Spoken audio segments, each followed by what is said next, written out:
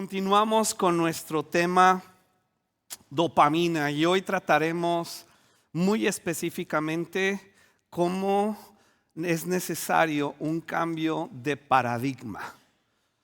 Y por motivos de nuestro estudio definiremos de manera sencilla un cambio de paradigma como un cambio de modelo de vida. Es un cambio de modelo de vida, de estilo de vida, una cultura personal de vida de acuerdo a lo que Jesús ha hecho por nosotros y que su palabra lo expresa como un modelo de vida para tener una experiencia plena de salvación. Y para iniciar quisiera ver las diferencias entre dopamina y serotonina. Yo sé que algunos estamos familiarizados con estos términos, pero es importante porque queremos pasar de este paradigma de dopamina, del placer, a la serotonina, que es felicidad. Ahora, ambos, recuerda, ambos no son buenos ni malos. Ambos Dios nos lo dio con un propósito, y vamos a seguir experimentando dopamina. Sin dopamina, ya lo dijimos, pues no sería posible esta emoción, esta ansiedad, esta sudoración de manos cuando estás enamorado y vas a ir a recoger al amado, van a ir a recogerte, mujer, y no sería posible la emoción de iniciar un negocio y de emprender ciertas cosas. Los que les gusta el deporte, sin dopamina seríamos una simple planta que respira, pero Dios nos lo dio con un propósito. El problema es cuando nos volvemos adictos a ella. Entonces la diferencia es que la dopamina, que es el neurotransmisor que nos imparte el placer, es adictiva, es muy altamente adictiva. La experimentamos a corto plazo. Ya dijimos el domingo pasado, es altas dosis de dopamina a una alta velocidad. Híjole, es muy placentera, es visceral, se siente, lo percibes, te cambia, incita a las adicciones, porque como me gusta mucho lo procuro. Normalmente se experimenta en aislamiento. Este es bien importante, porque generalmente una adicción, algo que genera dopamina en mi cuerpo, yo lo quiero disfrutar a solas. No necesariamente algo pecaminoso, pero sí me aísla. Hace que el cerebro diga: me siento bien, quiero más. Pero ¿qué crees? Al final desencadena mucho sufrimiento. Por otro lado, Dios nos dio la serotonina. Este es como un iniciador que nos lleva a una felicidad donde ya nos comprometemos a un proceso, porque esta no es adictiva y se genera a largo plazo y te incita a dar. Y ahí pusimos entre paréntesis: ofrecerse de voluntario para nuestra tercera reunión. Dile, ahí te hablan. No necesariamente es que vas a servir únicamente en la tercera reunión, pero hay un rol donde te va a tocar servir en algún momento. Eso te va a generar mucha felicidad, ¿verdad? Mucha felicidad que no has experimentado si no has servido. Porque el Señor dijo: es más bienaventurado dar que... Claro, dopamina es recibir, pero dar es una felicidad a largo tiempo. Se comparte en la familia, en amigos. Hace que el cerebro diga: me siento bien. Es suficiente. Es suficiente. Ya lo disfruté, lo que sigue.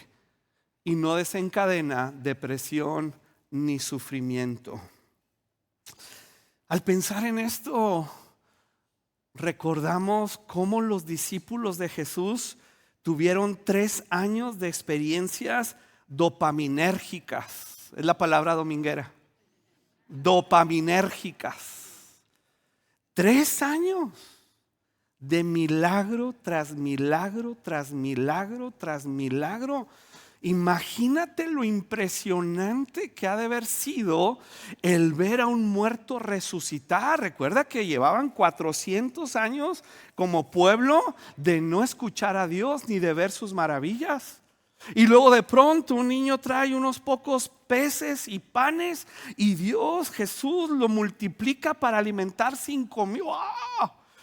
¡Wow! Pues, y luego de pronto caminar sobre el agua. Hombre, por eso cuando llega una situación ahí que no lo reciben, uno de sus discípulos dice: pues vamos a traer fuego del cielo. Estaban acostumbrados a los eventos milagrosos que sí vienen de Dios, pero ellos necesitaban y comprendieron después que eso era simplemente una señal que los llevaría a un proceso de transformación de carácter para caminar en un propósito. Por eso cuando murió Jesús, ellos se desilusionaron. Creyentes que ya no experimentan los milagros, que ya no tienen esa dopamina religiosa. Ay, la alabanza ya no dura 2 horas como antes. Ay, como que y luego viene el engaño creyendo que ¿será que Dios está enojado conmigo? ¿Será que hice algo mal? Y vienen las dudas de nuestra identidad en Cristo, pero no es eso. Pero es ahí donde algunos, como los discípulos que ya no tenían estos eventos, ya querían regresar atrás y pues vámonos de nuevo a la pesca. Por lo menos va a ser más placentero el esperar a obtener muchos peces. Hasta que pasaron por el bautismo del Espíritu Santo, que les permitió experimentar la verdad del carácter de Cristo hasta el punto de llegar a morir por Él. Pero antes de eso, ¿se acuerdan de Pedro cuando le dijeron: oye, tú eres un seguidor de Jesús? Dijo: no, hombre, que voy a andar muriendo con Jesús. Aunque él había dicho: yo hasta la muerte te voy a seguir. No es cierto, pues era la emoción del momento. ¿Y cuántos saben que prometer no empobrece? Pero llegado el momento, él no tenía con qué responder a lo que la emoción, a lo que su dopamina, al que los milagros lo tenían acostumbrados. Ahora en un proceso de transformación de carácter, donde él llegaría de manera voluntaria a ser un mártir por Jesucristo, considerándose digno de morir igual que su Señor. Y por eso vemos a un Pedro diferente en el Pentecostés, ahí en Hechos capítulo 2, pero que luego empieza por un proceso y luego ya después hasta Pablo lo regaña porque andaba simulando entre los judíos. Y todas estas dinámicas y tensiones de vida en el cristianismo son muy importantes y relevantes para la formación de nuestro carácter, y por lo tanto no podemos vivir de experiencias. La dopamina solo induce, te muestra, te anima, te imparte la emoción, pero la serotonina deduce. Un ejemplo es cuando salimos de la iglesia y decimos: ah, qué bonito mensaje. Ah, qué buen mensaje. Si es que lo calificas así. Pero la serotonina deduce y dice: en base a ese mensaje, yo necesito tomar acciones que corresponden.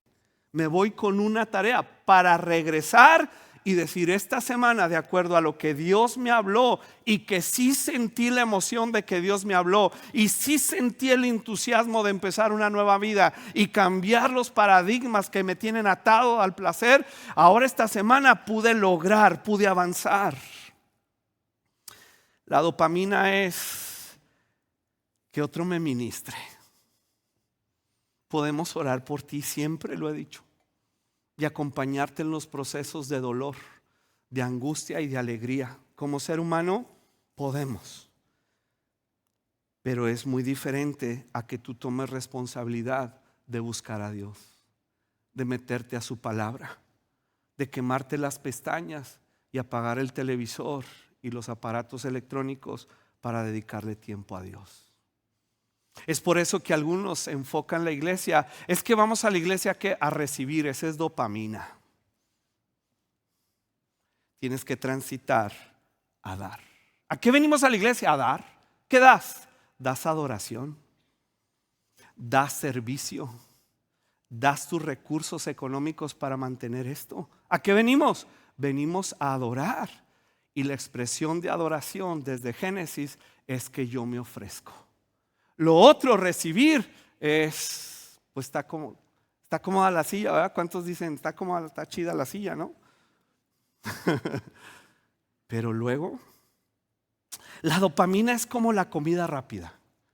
¿Cuántos han experimentado esa hambre donde te rugen las tripas y la tripa grande se está comiendo a la chiquita, ¿verdad? Y te duele el estómago, te duele la cabeza, te duelen hasta las cejas del hambre.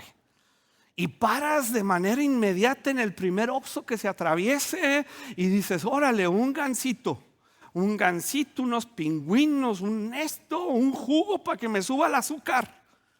Y el azúcar se va y como que te subes de nuevo al auto y vas a la oficina o a lo que te dediques y parece que te echaron gasolina, nitrógeno y te revolucionaron. Pero luego el bajón. La dopamina es como la comida rápida. Si seguimos comiendo de comida rápida, vamos a enfermar y vamos a morir. En cambio, la serotonina es la alimentación balanceada e inteligente. En los deportes experimentamos dopamina cuando va a jugar nuestro equipo, ¿verdad? Y estamos con la ilusión vamos al estadio y llevamos todas nuestras banderas y nuestro ánimo, nuestra camiseta y mi equipo y yo y vamos. No dije cuál. Casi se me sale. Pero luego pierde. Jugaron como nunca y perdieron como siempre. Adiós dopamina. Pero luego entra la serotonina y dice, de todos modos, yo con mi equipo. Porque aunque no me produjo un placer, en cambio me produjo mucho dolor. El otro día estábamos viendo Ivonne y yo un video de un aficionado que perdió su equipo de la NFL y ni terminaba el partido y agarró la televisión y ¡vámonos! Es un sufrimiento terrible. ¿Has visto a la gente que llora? Niñitos que... Pero luego la serotonina dice, tendremos una temporada mejor. Ojalá que traigan a este deportista. Ojalá que... Y entendemos procesos. Quien no tolera el sufrimiento de la desilusión y desánimo es proclive a la adicción de la dopamina. Quien lo soporta y se mete en el proceso de Dios, llega a la transformación de su vida y al contentamiento de las condiciones de vida, donde nunca serán perfectas, pero Dios está conmigo. Dios me está impartiendo vida. Es el mensaje de Jesús. Si alguno quiere venir en pos de mí, tome su cruz. Es el mensaje de Hebreos capítulo 12 que nos dice que Jesús, por la alegría puesta delante de él, sufrió la cruz. Pero hoy nos imparten un pensamiento de cero tolerancia al dolor. Cero tolerancia. Incluso en las corrientes filosóficas de pensamiento y de todo tipo de hoy en día se imparte la intolerancia. Cristianismo es muy tolerante. Muy tolerante. Tenemos convicciones que no negociamos, pero como personas yo veo a un Jesús muy tolerante, muy paciente, y lo experimento en el día a día. Cuando yo me equivoco, no me corta la cabeza, me llama al trono de la gracia para impartirme el oportuno socorro. Llega a incluir arrepentimiento, sí, pero nunca me desecha porque me ha dado una identidad muy clara y certera. Este cambio de paradigma es muy importante.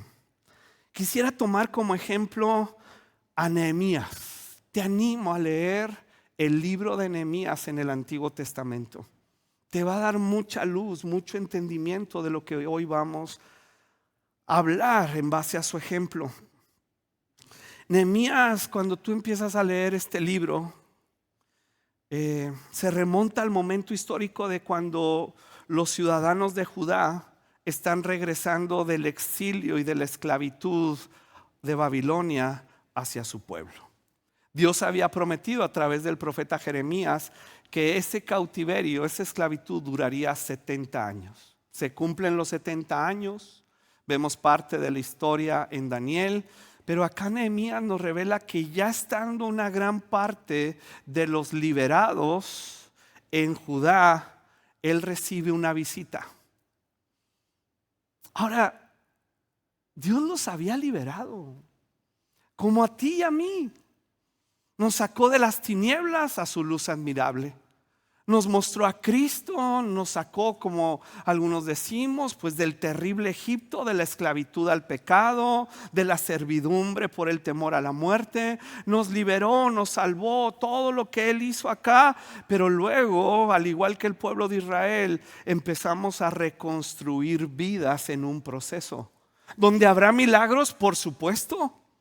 Los que llevamos tiempo en el Señor hemos experimentado milagros y creo que seguiremos experimentándolos. Sin embargo, esos milagros no evitan que yo pase por los procesos. Este milagro de liberación, el milagro de liberación del pueblo de Israel en Egipto, como ahora de los babilonios, los iba a llevar un proceso de reconstrucción. Y leemos ahí en Nehemías capítulo 1, verso 1, dice que son las memorias de Nehemías, hijo de Acalías. A finales del otoño, en el mes de Quisleu, del año 20 del reinado del rey Artajerjes, me encontraba en la fortaleza de Susa. Hananí, uno de mis hermanos, vino a visitarme con algunos hombres que acababan de llegar de Judá. Y les pregunté por los judíos que habían regresado del cautiverio y sobre la situación en Jerusalén. ¿Y qué crees que me dijeron? Las cosas no andan bien. ¿Cómo? ¿Cómo que no andan bien? Pues si Dios nos liberó de Babilonia, pues que no han oído las promesas, que no han cantado me gozaré y me alegraré. No, sí, todo ese rollo. Pero eso no quita que hay situaciones en la familia que debemos solucionar. La situación, querido Nehemías, de los que regresaron a la provincia son grandes dificultades y viven en desgracia. Y no solo eso, sino que la muralla de Jerusalén fue derribada y las puertas fueron consumidas por el fuego. Ese es el diagnóstico, esa es la realidad. Y entonces Nehemías dice, cuando escuché esto, mira la actitud de Nehemías, cuando escuché esto, ¿qué hizo? No, pues diles que les voy a mandar una ofrendita y voy a orar por ellos, que Dios los bendiga, porque Nehemías tenía una posición con el rey Artajerjes muy privilegiada. Él era un asistente, no solamente era el copero, el que probaba el vino para que no tuviera veneno, no, era un asistente con una inteligencia donde el rey podía delegar ciertos asuntos privados y personales.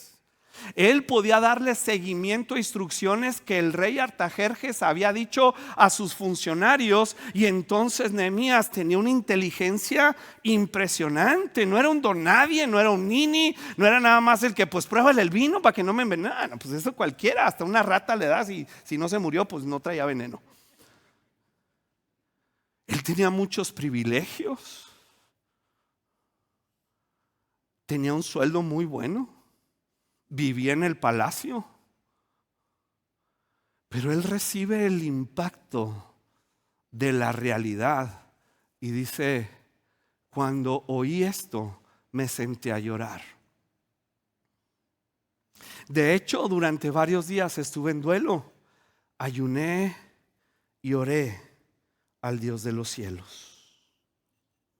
La libertad y justicia eterna provista por Jesús en su muerte y resurrección es un hecho incondicional que recibimos por fe. Sin embargo, no trabajar en la reconstrucción de nuestras vidas nos impedirá vivir una experiencia plena de salvación. Viviremos esclavos de los deseos de nuestra naturaleza pecaminosa. y estaremos a merced del engaño de nuestro enemigo y del mundo que nos rodea. Y es por eso que quiero proponerte cambiar el paradigma de un ciclo alienante, destructivo, basado en el placer dopaminérgico, a un ciclo gratificante, de acuerdo al diseño de Dios. Este ciclo lo podemos ver acá. Ahora, si consideras, las flechitas van y vienen, porque no son 5 pasos a seguir. Incluso no los voy a dar en el orden que deben estar, porque no hay un orden. Tengo que empezar por uno, porque pues tengo que empezar por uno, pero tú a la vez puedes decir, no, yo quiero empezar con el otro. Empieza por donde tú quieras, pero empieza. Entonces vamos a iniciar con reconocer. Reconocer está acá. ¿Por qué me quitaron reconocer? Pero mira cómo se va a renovar, y si pudiéramos trazar otra flecha de reconocer a reconciliar, etcétera, etcétera. Pero vamos a considerar reconocer. Estamos hablando de hechos y datos. Le dijeron a Nehemías, las cosas no andan bien. El pueblo vive en dificultades y desgracia. Obviamente Nehemías no era culpable, sin embargo se hizo responsable. En este punto sí incluimos oración, y por eso estamos en ayuno. Espero que tomes el reto del ayuno, que no es un sacrificio, no es una actividad mágica, nada de eso. Es algo que tomamos para conectarnos con Dios. Oré, ayuné. Dice, yo realmente, Dios, quiero participar de tus propósitos. Las personas usamos sustancias y adoptamos comportamientos dopaminérgicos por todo tipo de razones. Algunos por diversión, otros por encajar en un grupo, por aliviar el dolor, por controlar el miedo, controlar la ira, controlar la ansiedad, el insomnio, la depresión. Algunos para controlar la fobia social, la falta de atención, y la lista continúa. Reconocer la consecuencia de nuestros comportamientos nos ayudará a entrar en un proceso de libertad. Pregunta, ¿cómo ha afectado tu salud? ¿Cómo ha afectado tus relaciones familiares y tu relación con Dios, esa conducta, ese comportamiento o esa sustancia dopaminérgica? ¿Mi búsqueda de placer me aísla o conecta con las personas importantes de mi vida? ¿Mi economía se ha visto afectada por este comportamiento compulsivo de la apuesta, de las compras en línea? Y llego a fin de mes, Señor, provéeme para pagar. Y luego algunos decimos, ay, Dios está tratando conmigo. No, así no es Dios. Es que mi comportamiento me está trayendo un sufrimiento a mí y a las personas que me rodean. Pero si Dios quiere tratar conmigo en una libertad. Reconocer, querida iglesia, no es sinónimo de cambio. Estamos reconociendo objetivamente hechos y datos, pero es solo en el inicio, porque reconocer duele. Reconocer duele mucho, enfrenta nuestros paradigmas, nuestra formación, enfrenta quiénes somos, y muchas veces el orgullo de conocer la palabra de Dios, creyéndonos la cuarta persona de la Trinidad, infalibles. No, ya lo sé, ya Dios me había hablado. No, hombre, quiébrate. Reconócelo delante de Dios. Es el trono de la gracia, no del juicio. Reconocer duele, pero si el dolor te vence y te aísla, nunca podrás experimentar la libertad en Cristo. Wow, cómo se va el tiempo. Y vamos al siguiente, que es restringir. restringir, híjole, aquí sí voltea con alguien y dile, te va a doler. Y agrégale, te va a doler mucho. Sí te va a doler. Yo quisiera decirte que no te va a doler, pero te va a doler un resto, muchísimo. Porque es el llamado de Jesús. El que quiera venir en pos de mí, niéguese y tome la cruz. Hijo, la cruz duele un chorro. La diferencia es que el que no conoce a Cristo, esta restricción lo va a hundir, porque no tiene de dónde agarrarse. Pero el que conoce a Cristo sabe cómo termina la historia de su Señor. No termina en la cruz, termina en la resurrección y en la glorificación. Pero me va a doler. Y muchas de las cuestiones religiosas están encaminadas a que ya no te duela, porque entiendo que viniendo al Señor traes mucho dolor. Pero es como si me doliera algo y pues me duele, ¿verdad? No sé, traigo un dolor que parece apendicitis y no, me duele mucho, y si voy con el doctor me va a doler más porque me va a abrir. Pues tengo que ir.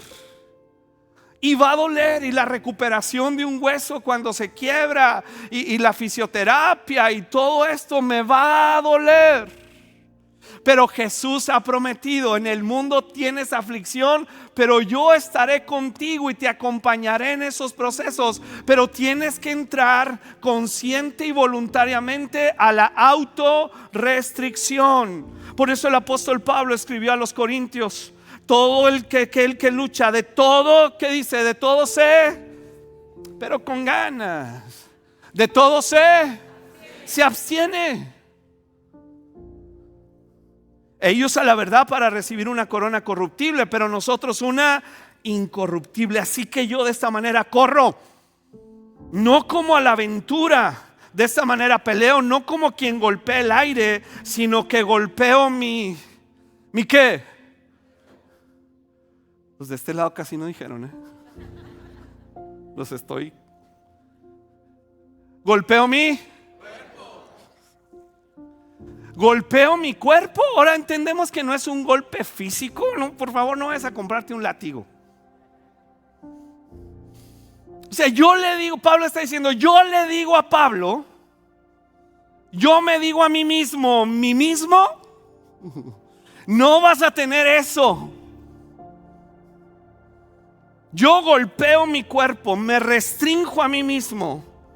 ¿Por qué? Porque sí tengo una carrera, porque sí tengo un Señor, porque sí he obtenido una salvación eterna. Yo me restrinjo a mí mismo de cosas obviamente pecaminosas, pero de algunas que no son pecaminosas. Por eso Hebreos 12 hace la diferencia entre el pecado y el peso que nos asedia. Pero yo me tengo que restringir, me es lícito. No hay problema, no ofendo a nadie. Sí, pero estás entrando en una situación dopaminérgica de sufrimiento para ti por el aislamiento, porque no puedes comprobar la buena voluntad de Dios aislado como una isla. Y entonces hay una desilusión. Golpeo mi cuerpo y lo pongo en servidumbre, no sea que habiendo sido heraldo para otros, yo mismo venga a ser eliminado. La autorrestricción es necesaria para restaurar el balance en nuestro organismo y con ella nuestra capacidad de obtener la alegría de recompensas que Dios tiene diseñadas para nosotros. ¿Qué barreras nos vamos a autoimponer para no dejarnos arrastrar cuando estemos bajo el hechizo? Escúchame, tú y yo hemos experimentado el hechizo de una compulsión poderosa, porque yo he recibido una dopamina de ese comportamiento, de esa adicción, de esa sustancia. Híjole, es que le extraño y parece como un hechizo. En lo religioso también existen esos hechizos. Por eso Pablo le dice a los Gálatas: ¿quién los hechizó? ¿Qué rollos traen ahí? Porque estamos conscientes de nuestra tendencia. Y por eso tenemos que poner barreras físicas, barreras de tiempo, barreras de significado, objetivos claros. Cuando le llamaron los reyes a Nehemías, le preguntaron: ¿cuánto tiempo estarás fuera y cuándo piensas regresar? ¿Cuáles son los objetivos claros de este mes, de este ayuno? ¿Cómo te vas a restringir a ti mismo? No tienes un policía, no tienes un fiscal. Tú mismo, de acuerdo a la luz de la Escritura y al ejemplo de Cristo y de Pablo, ¿cómo te vas a autorrestringir? ¿Cómo vas a restringir tu lengua del sabroso chisme? Ese es otro tema. Objetivos claros y medibles. Comprométete con el proceso. Te va a doler, ¿verdad? ¿Está claro que te va a doler? Pero es como puedes experimentar las glorias de la resurrección, el pan de los hijos, que es liberación y sanidad. No hay otro camino. Te lo diría si hubiera. Pero luego vamos, para ir terminando, a reconciliar. Sí, es bien importante reconciliar. Nehemías llegó a un lugar desolado, con una tristeza muy profunda. Estaban en ruinas, no tenían suficiente alimento.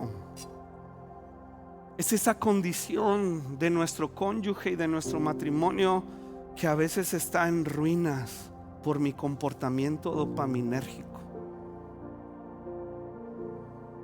donde sí, uno de los dos tiene el exitazo del mundo y el otro está descuidado. Si esa reconciliación que yo necesito con mis hijos, para no darles una lista de reglas, sino para comprometerme en su mismo proceso de madurez. Sí, necesito reconciliar. Necesito reconciliarme con Dios, porque tal vez ese comportamiento te ha llevado a un pecado, a la práctica inmoral de cualquier tipo. Y necesitas reconciliarte con Dios, porque aquí no se trata de que te vayas con un pensamiento positivo. Se trata de que comprendamos que sin la cruz, sin el poder de la resurrección, nunca podremos. Solo cambiaremos de conductas igualmente adictivas. Nehemías tenía que reconciliar a los sacerdotes, a los líderes judíos, a los nobles, a los funcionarios. Tenía que darles, explicarles cuál era la manera. Para reconciliar necesitamos enfrentar realidades y buscar acuerdos. Y muchas veces reconciliar nos va a llevar a restituir lo que yo te debo por mi descuido, y te tengo que restituir. El objetivo de la reconciliación es dejar de huir de las emociones dolorosas y en cambio permitirnos tolerarlas. En esa reconciliación, aún con Dios, Dios me va a hablar y puede ser muy incómodo. Esta es la diferencia de ser un teísta a ser cristiano. Teísta es esta corriente espiritualoide donde reconoce que hay un ser supremo, que hay un flujo de energía. Es esta espiritualidad sin forma. Ese es teísmo. Nosotros somos cristianos. Nuestro Dios se define en un hecho histórico donde Jesús, el Hijo de Dios, anduvo por esta tierra, y conocemos su persona, sus atributos, porque los dejó muy claros, y sabemos su propósito a través de su palabra. No somos teístas, somos cristianos. Y ahí, en ese reconciliarnos con Cristo, Dios va a hablar cosas a nuestro corazón. Reconciliarnos con nuestra familia, reconciliarnos con aquellas personas que son desagradables, y tal vez debemos poner un límite. Pero yo ya no puedo seguir en este sufrimiento, que el sufrimiento en sí me provoca dopamina. Hay gente que dice: no, hombre, es que yo he sufrido. ¿Tú qué vas a saber de sufrimiento? Yo sí he sufrido y sigo sufriendo, y no sabes lo que me hicieron. Y recordarlo como que los infla, ¿verdad? Así como que, mi sufrimiento. Y sí sufriste. Claro que sufriste. La cosa es que Dios quiere consolar tu sufrimiento. Y mientras sigas en estos procesos de dopamina, de placer, huyendo al dolor que te generó eso, mientras sigas aferrado a ello, no vas a encontrar sanidad. Pero la reconciliación con Dios y con las personas a nuestro alrededor nos llevan a un punto de sanidad y de libertad en los parámetros que la Biblia dice. Por eso Santiago nos dice: amados hermanos, cuando tengan que enfrentar problemas o dolor, considérenlo como un tiempo para alegrarse mucho, porque ustedes saben que siempre que se pone a prueba la fe, la constancia tiene una oportunidad para desarrollarse. Así que dejen que crezca, pues una vez que tu constancia se haya desarrollado plenamente, serán perfectos, completos y no les faltará nada. Y sigue renovar en nuestro ciclo virtuoso, renovar nuestro entendimiento. Nehemías tuvo que enseñar junto con Esdras. Se leen juntos estos dos libros, Esdras y Nehemías, y te vas a dar cuenta que el sacerdote Esdras le entró a la reconstrucción del templo, pero luego en ese proceso descubrieron la ley que Dios le había dado a Moisés y la sacan, así como hay que desempolvar nuestras Biblias, la desempolvas entre semana. Pero ellos están leyendo, ¿y qué crees? No le entendía la gente. Eso de que lee la Biblia y lo que Dios te diga es lo más peligroso del mundo. No sé de dónde salió esa aberración. No es lo que Dios te diga, es lo que Dios dijo, y quiere que comprendamos como Él lo dijo. Y para eso necesitas maestros. ¿Hay aquí algún doctor que leyó un libro de medicina y cómo se le ocurrió ejerció? No. Necesitas maestros. Necesitas estudio sistemático, programado. Necesitas las herramientas de muchas que hay provistas para saber qué quiso decir Dios con lo que dijo. Y entonces dice ahí el libro de Esdras que los sacerdotes, tanto Esdras como los otros, ellos leían y luego le daban sentido. Y cuando le daban sentido, este es el principio de interpretación bíblica, cuando le daban el sentido en base a los atributos de Dios y a la historia de redención que ellos tenían a disposición, cuando le daban sentido, ¿qué crees que pasaba? Ellos empezaron a renovar su entendimiento. Esto quiere decir el mandamiento de honra a tu papá y a tu mamá. Esto quiere decir el mandamiento de que no te hagas dioses ajenos. Ellos empezaron a comprender y entonces su mente se empezó a renovar. Una mente que vivía en la esclavitud, en los deseos de su naturaleza, en la tristeza y condenación de sus fallas, por lo cuales fueron a parar a esclavitud a Babilonia. Ellos empezaron a renovar su entendimiento. Ya no era una mezcla de espiritualidades, ya no era un sincretismo religioso, ya era quién es Dios, sus atributos, su propósito, y quién soy yo a la luz de esos atributos y de su propósito eterno. Por eso Romanos capítulo 12 verso 2 nos dice: no imiten las conductas ni las costumbres de este mundo, más bien dejen que Dios los transforme en personas nuevas Al cambiarles la manera de pensar, entonces aprenderán a conocer la voluntad de Dios para ustedes, la cual tiene 3 características: buena, agradable y perfecta. ¿Cómo? En un proceso. Y Pablo le dice a los Efesios en el capítulo 4 de la carta: este proceso durará hasta que todos lleguemos a la plenitud del varón perfecto, que es Cristo. Entonces, ¿cuánto dura ese proceso, Luis? Mientras estemos de este lado de la eternidad. No hay una meta. Seguir en el proceso es la meta. Y finalmente, ponemos de nuevo para terminar. En medio está el reset,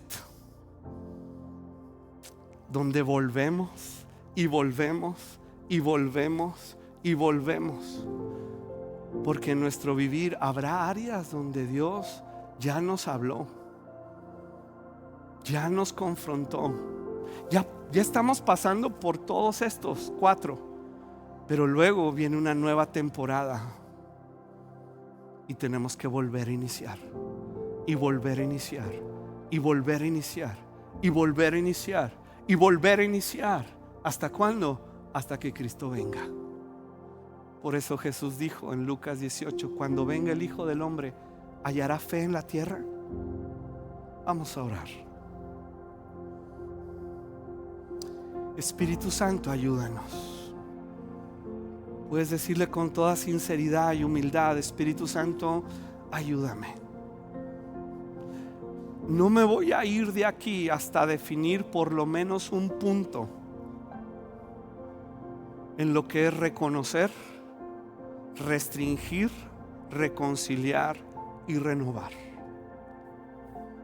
Tal vez te lo puedes grabar en tu mente, o si eres como yo, lo tienes que escribir. Escríbelo. Escríbelo. ¿Qué son los objetivos claros de la autorrestricción? ¿Y cuánto va a durar esa autorrestricción? ¿Y en qué etapa las vas a hacer? ¿Y qué es lo que hay que reconocer para luego reconciliar? ¿Y cómo vas a estar renovando tu entendimiento a través de la palabra de Dios? ¿Y cómo te provee la iglesia un próximo intensivo dominical para enseñarte la escritura, e intensivo en línea, y leer la Biblia? Si no nos vamos de aquí con tareas claras, medibles, querida iglesia, es un ejercicio dopaminérgico infructuoso. Si estamos esperando que Dios ponga en nosotros, como muchas veces decimos, malinterpretando la parte bíblica que dice que Dios pone el querer hacer, ya sabemos qué es lo que Él quiere que hagamos. Su palabra es muy clara. Yo me dispongo, Señor. Puedes decirle: yo me dispongo. Ya basta. 2024, yo deseo que sea un año de transformación, de cambios de paradigmas, de cambiar estos ciclos alienantes, destructivos, dopaminérgicos, a ciclos gratificantes, Señor. Serotoninérgicos, si tú quieres, pero que están anclados a la palabra de Dios, a quién es Dios y mi identidad como hijo y sus propósitos en mi vida.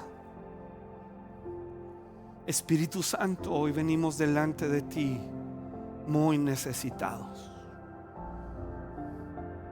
Impártenos, Señor, a cada uno de nosotros la convicción, la urgencia y la angustia sana que le impartiste a Nehemías, para poder pasar de la información a los hechos, y yo pueda terminar 2024 con una experiencia plena de salvación que continuará en el 2025 y hasta el día en que tú me llames a tu presencia. Permíteme reconciliarme con mis seres queridos.